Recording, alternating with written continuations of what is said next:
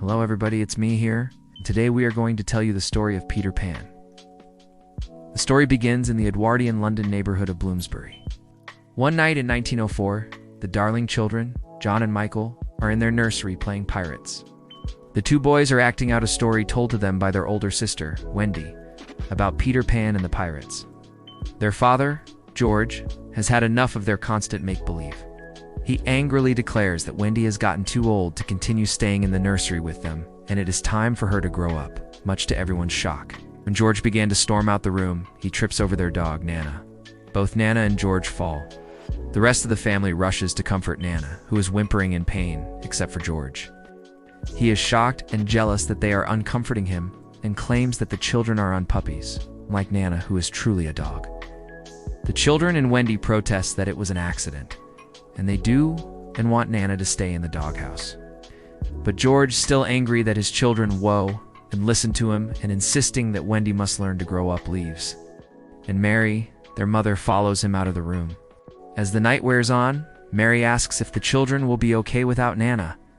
Because Wendy mentioned capturing Peter Pan's shadow the previous night at the window, George calls the whole thing ridiculous and tells his wife that she's as bad as the children are, and that it's no wonder that Wendy is getting crazy ideas. Then the family is visited in the nursery by Peter Pan himself. Wendy is awakened when Peter is trying to get his shadow on. She offers to sew it on for him, as he is trying to reattach it with a bar of soap. Through conversation, Wendy learns that Peter likes to hear her stories. However, when Peter learns that Wendy is to grow up the next day, Peter offers to take her to Neverland, where she would never grow up. There, she could be the mother of the boys who live there. Wendy tries to kiss Peter out of gratitude, but Tinkerbell, who is jealous, pulls Wendy's hair. By this time, Michael and John awaken and are allowed to go with them. Peter sprinkles the three with pixie dust, and after a few false tries, they are able to fly by thinking happy thoughts. While flying to Neverland, Michael grabs Tinkerbell from the windowsill and pours some pixie dust on Nana on her back, causing her to fly, but gets caught by the rope as she waves goodbye to Michael as they fly away. They land on one of Big Ben's clock arrows, showing Wendy the way to the second star to the right. Peter then takes them to the island of Neverland. Meanwhile, on a ship anchored off Neverland, the villainous pirate Captain Hook and his first mate, Mr. Smee, were plotting revenge against Peter Pan for cutting off his hand. Smee worriedly points out that Peter also severed the hand that operated his hook, and Hook angrily demands to know why he didn't cut the other one.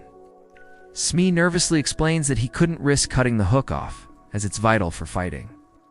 Suddenly, Hook remembers Peter tossing his hand to the crocodiles, and since then, one has followed him everywhere, hoping for another taste. Just then, Tick-Tock the crocodile shows up. Hook hears the clock ticking, and his eyebrows and pointing mustache begin twitching in rhythm to the tick-tock of his approaching doom.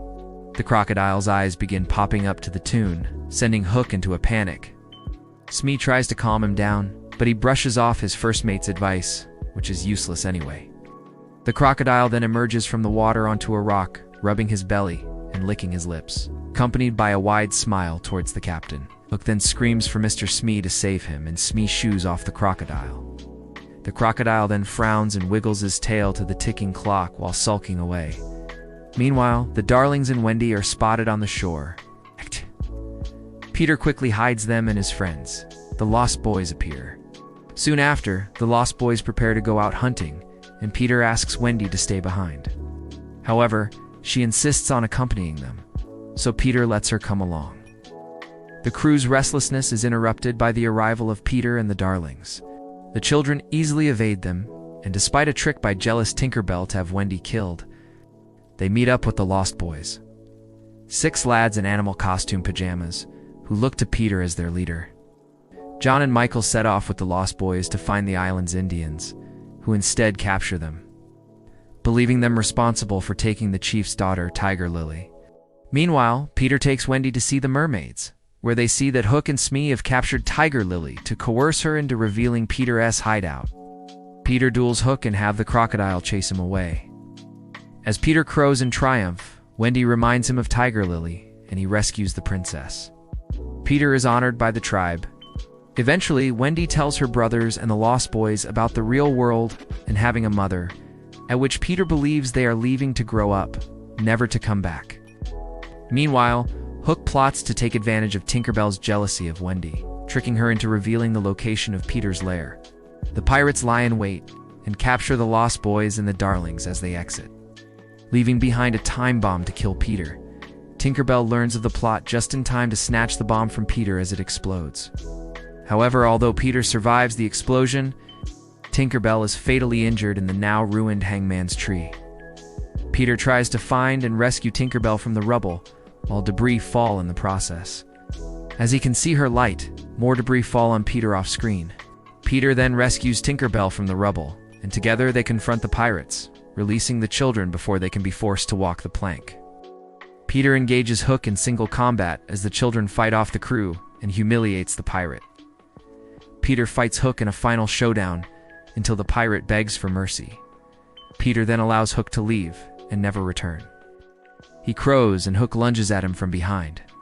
Wendy warns Peter, and he ducks, while Hook falls into the water below, where the crocodile was waiting. Hook and his crew flee, with the crocodile in hot pursuit. Peter gallantly commandeers the deserted ship, and with the aid of Tinkerbell's pixie dust, flies it to London with the children aboard. Upon returning home, Mr. and Mrs. Darling come back from the party to find Wendy, not in her bed, but sleeping at the open window. John and Michael are asleep in their beds. Wendy wakes and excitedly tells about their adventures. The parents look out the window and see what appears to be a pirate ship in the clouds. Mr. Darling, who has softened his position about Wendy staying in the nursery, recognizes the ship from his own childhood and realizes that some childhood fantasies may be real after all. For some, all watch happily as it breaks up into clouds itself, and thus our story ends. Or does it? Well, that depends on whether you believe. Do you believe? Let us know in the comments below. Thanks for watching, everyone. If you liked this video, click the like button below to get more videos like this one.